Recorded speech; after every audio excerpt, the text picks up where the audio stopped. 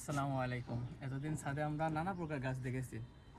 তো ছাদে সবার যে গাছটা লাগে মানে সবার লাভ সেটা লাগে এই ড্রাগন ফুল দেখতে পাচ্ছেন। তো যাদের মানে শখ করে ছাদে গাছ লাগানোর ইচ্ছা আছে আমি তাদেরকে একটা জিনিস সাজেস্ট করবো, সেই জিনিসটা লাগে আপনারা ড্রাগন গাছ লাগাবেন। ড্রাগন গাছ লাগানোর পিছনে দুইটা উপকার। এক, এই গাছটায় বেশি যত্ন নেওয়া লাগে না।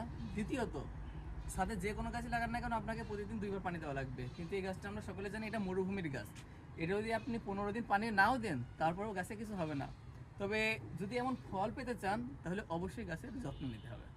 আপনি যদি গাছকে যত্ন যা নেবেন তার দ্বিগুণ গাছ আপনাকে ব্যাক দিয়ে দেবে। তো আমরা এতদিন ড্রাগন দেখেছি বাজারে, দেখেন সব লাল ড্রাগন, ঠিক আছে।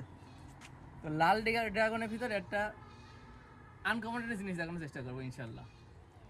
তো আমরা একটা ড্রাগন কাটছি প্রথমে।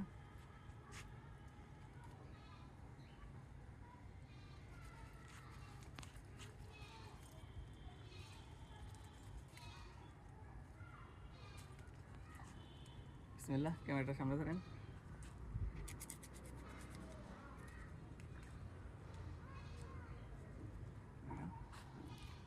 ড্রাগনের ভিতরে যে জিনিসটা হয় সাধারণত আমরা দেখি যে ড্রাগন লাল, খুবই লাল। এখন দেখলাম লাল ড্রাগনটা থই, এবার একটা জাদু জিনিস দেখাই। সেম ড্রাগন, এই যে দেখেন একটা ড্রাগন, এই যে এখানে ড্রাগন, এখানে আবার ফুল এসে গিয়েছে আর একটা ফুল ধরছে। আবার সেম ড্রাগন, এই ড্রাগনটা এখন সম্ভবত পাকেনি, যাই হোক এটা গাছ কাটা যাবে না। সেম লাল ড্রাগন কাটছি এবার।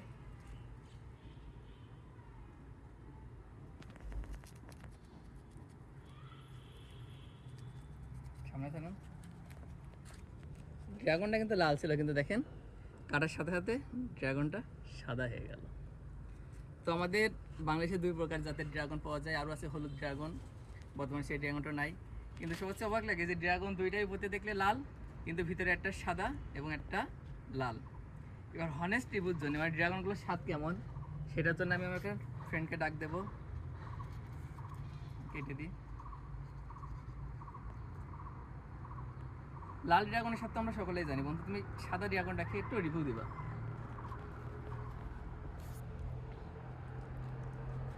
বিসমিল্লাহির রহমানির রহিম। মাশাআল্লাহ, অনেক সুন্দর, আসলেই দারুণ। ছাদে এত সুন্দর গাছ লাগালে আসলে প্রাকৃতিকভাবে আমরা কোনো কেমিক্যাল বাদে এরকম ফল খাওয়াটা সবার উচিত। আর আমি মনে করি যাদের একটু সুযোগ আছে বাসায় এরকম কিছু